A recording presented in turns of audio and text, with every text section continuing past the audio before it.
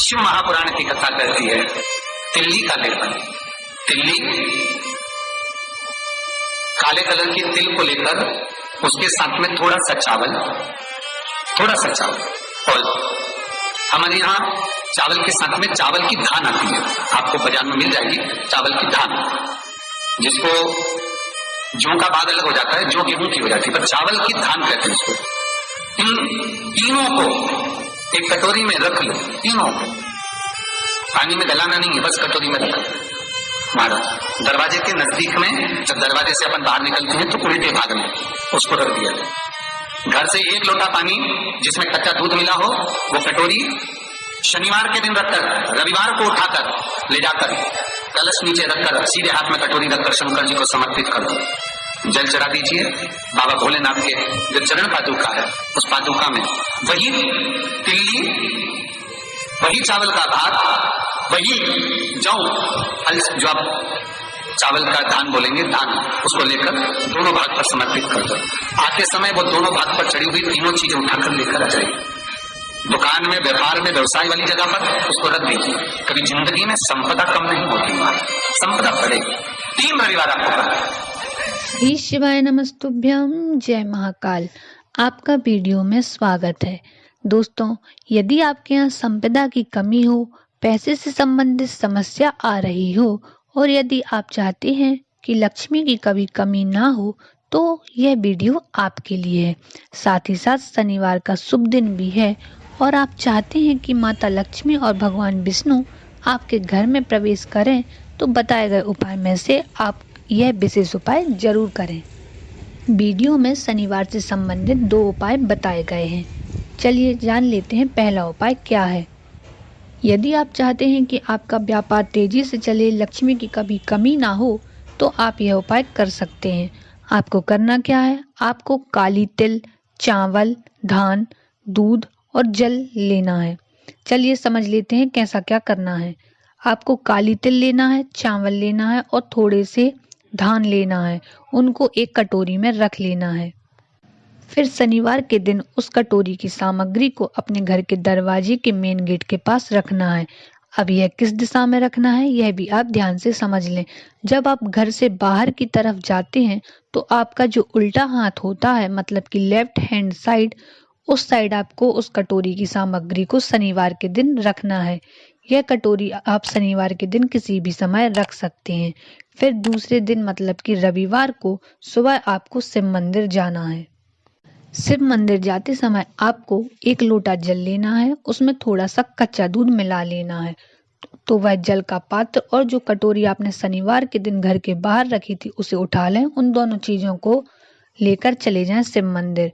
फिर लोटे को नीचे रखकर कटोरी की जो सामग्री है, उसे अपने सीधे हाथ में लेकर महादेव को समर्पित कर दीजिए। फिर जो जल पात्र आप ले गए थे, जिसमें आपने कच्चा दूध मिलाया था, उस जल पात्र से आप शिव जी को जल समर्पित कर दें। जल समर्पित करने के बाद जो सामग्री आपने शिव जी को समर्पित की है, उसमें से थोड़ी थोड़ी सामग्री उठाकर आपको शिवलिंग के आजू बाजू थोड़ी थोड़ी सी रख देनी है। फिर जब आप अपनी पूजा समाप्त करने के बाद घर वापस आने लगते हैं, तो जो सामग्री आपने शिवलिंग के आजू बाजू थोड़ी सी रखी है, उसे आप वापस उठा लाएं और जहां आपका व्यापार का क्षेत्र है, धंधा वगैरह जो भी है, वहां पर यह सामग्री रख दें। ऐसा करने से व्यापार में कभी कमी नहीं आएगी, लक्ष्मी बढ़ती चली जाएगी, व्यापार भी अच्छा चलेगा। अब चलते हैं दूसरे उपाय की ओर। यह पीपल के वृक्ष का उपाय है। शनिवार को यदि आप पीपल के वृक्ष की पूजा करते हैं, या फिर शनिवार के दिन आप पीपल के वृक्ष के नीचे दिया लगाते हैं, या फिर आप कोई मिष्ठान से पीपल के वृक्ष को भोग लगाते हैं, तो उसके घर में दरिद्रता कभी प्रवेश नहीं करती है। भगवान विष्णु का कहना है, शनिवार के दिन जो पीपल के वृक्ष की पूजा करता है, उसके घर भगवान विष्णु स्वयं लक्ष्मी को लेकर घर में प्रवेश कर जाते हैं और उसके घर में लक्ष्मी की कभी कमी नहीं होने देते हैं। हम आशा करते हैं आपको यह उपाय पसंद आए होंगे और अच्छे लगे होंगे। यदि उपाय में कोई भी समस्या आए, तो आप कमेंट करके पूछ सकते हैं। ऐसी ही वीडियो देखने व सुनने के लिए हमारे साथ बने रहें और चैनल को सब्सक्राइब करना ना भूलें। ये वीडियो पसंद आई हो तो वीडियो को लाइक, कमेंट और शेयर करें। धन्यवाद। आज शनिवार का दिन है, जिस दिन अपन इस दरिद्रता से मिलने के लिए पीपल के पेड़ के नीचे आए हैं। हिंदू धर्म में ये दिन पीपल के वृक्ष के लिए पूजनीय होगा। जो भी शनिवार के दिन पीपल के वृक्ष की पूजन करेगा, दूध चढ़ाएगा या मिष्ठान का भोग लगाएगा, लक्ष्मी और नारायण उसके घर में प्रवेश कर जाएगा। लक्ष्मी और नारायण उसके घर में प्रवेश करेगा। इसलिए नियम बनाया। कौन से दिन का? शनिवार। लक्ष्मी जी बोली, नारायण आपने तो एक दिन का वार लिख दिया। शंकर जी ने 7 वार बनाए हैं, रविवार, सोमवार, मंगल, बुध, गुरु, शुक्र और शनि। ये शिव जी ने बनाया। अब एक दिन आपने अपना बना लिया, बाकी के दिन अगर कोई इस पीपल के वृक्ष के नीचे आएगा और यहाँ तो दरिद्रता बैठी है, तो उसका क्या होगा? भगवान नारायण बोले, सुन दरिद्रता, तेरे से एक विनती है, अगर कोई भी मनुष्य इस पीपल के पेड़ के नीचे अगर 7 दिन में आता है और उसके हाथ में अगर कोई सामग्री होती है तो तू उसके घर में प्रवेश नहीं करेगी। नियम है पीपल के वृक्ष का, या तो पानी का लोटा लेकर जाओ, कुंकू का चोपड़ा लेकर जाओ, शक्कर लेकर जाओ, या पेड़ के नीचे चींटी को डालने के लिए आटा ले जाओ, पर खाली हाथ पीपल के वृक्ष के नीचे कभी मत जाओ, कभी नहीं जाओ।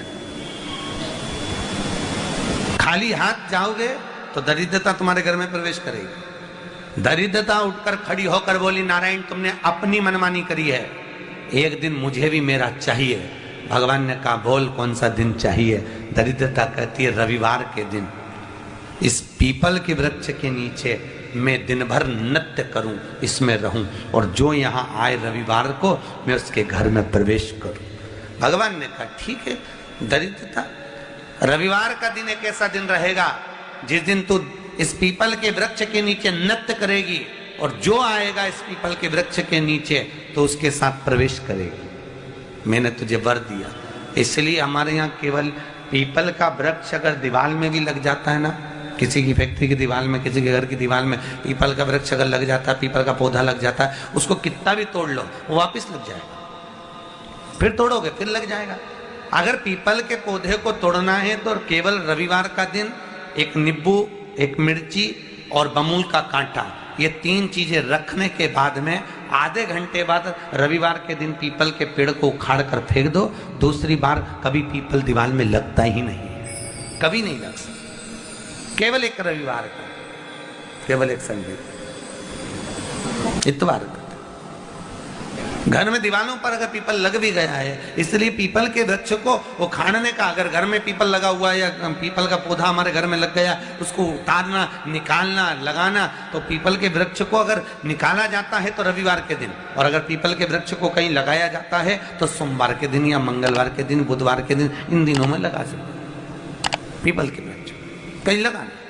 शनिवार का दिन एक ऐसा दिन होता है जिस दिन पीपल के वृक्ष को कहीं जाकर लगाया नहीं जाता, क्योंकि शनिवार के दिन पीपल के वृक्ष के नीचे लक्ष्मी रहती है। हम अपने हाथों से अगर पीपल का वृक्ष किसी दूसरी जगह पर शनिवार को रोक देते हैं तो हमारे घर की लक्ष्मी अपने घर से छिन होकर चली जाती है। इसलिए शनिवार के दिन किसी के घर जाकर उसको अपना फल नहीं लग गया। प्रभु मेरी धर्म पत्नी को कहाँ रखूं, आप बताओ। वो तो जहाँ यज्ञ होता है, अनुष्ठान होता है, दान होता है, पुण्य होता है, सत्कर्म होता है, वहां जाने को तैयार नहीं। अब करूं क्या? भगवान ने बोला, एक काम करो। दुर्वासा जी बोले, जिसके यहाँ रात्रि में बर्तन झूठे पड़े रहते हो, उसके घर में इस दरिद्रता को लेकर तुम प्रवेश कर जाना। जिसके यहाँ रात्रि में बर्तन झूठे पड़े हो, वहां लेकर प्रवेश कर जाओ। दूसरी जगह दुर्वासा जी बोले, जो स्त्री घर में दोपहर के समय पर सो रही हो, उसके घर में इसको लेकर प्रवेश कर जाइए। जो स्त्री दोपहर के समय में घर पर सो रही हो, इस दरिद्रता को लेकर प्रवेश कर जाइए। तीसरा, जिसके यहाँ पर दरवाजे पर कांटे वाले पौधे लगे हों, उस घर में इस दरिद्रता को लेकर प्रवेश कर जाइए। दरिद्रता, कितनी सुंदर बात कही है। दाता और विधाता, कौन कौन? दाता और विधाता। लक्ष्मी और दरिद्रता के सगे भाई हैं। कौन कौन? दाता और विधाता। दाता को फिटकरी प्रिय है, विधाता को नमक प्रिय है। ये दोनों हमेशा लक्ष्मी को और दरिद्रता को दोनों को समझाते थे, दोनों में प्रेम बढ़ाते थे। आज भी हिंदू धर्म की रीति है, यहां तो ठीक है, जिसके यहां पर भी अगर थोड़ी सी भी परेशानी होती है, थोड़ा सा क्लेश होता है, अशांति होती है, लक्ष्मी नहीं टिक रही हो, काम नहीं बन रहे हो, बहुत प्रयास करा जा रहा हो और हमारा कार्य नहीं होता, तो क्या करते हैं? फिटकरी और नमक को पानी में डाल देते हैं और घर में पोछा लगा देते हैं। आप लोगों ने आजकल फेसबुक पे भी पढ़ा होगा, व्हाट्सएप पे भी पढ़ा होगा। तो क्यों लिखा उसमें? उसका कारण ही केवल ये है कि दाता और विधाता की प्रियता उसमें। माता ख्याति के जो 4 बच्चे हुए, इसमें जो 2 लड़के हैं, दाता और विधाता, उसकी प्रियता उसमें।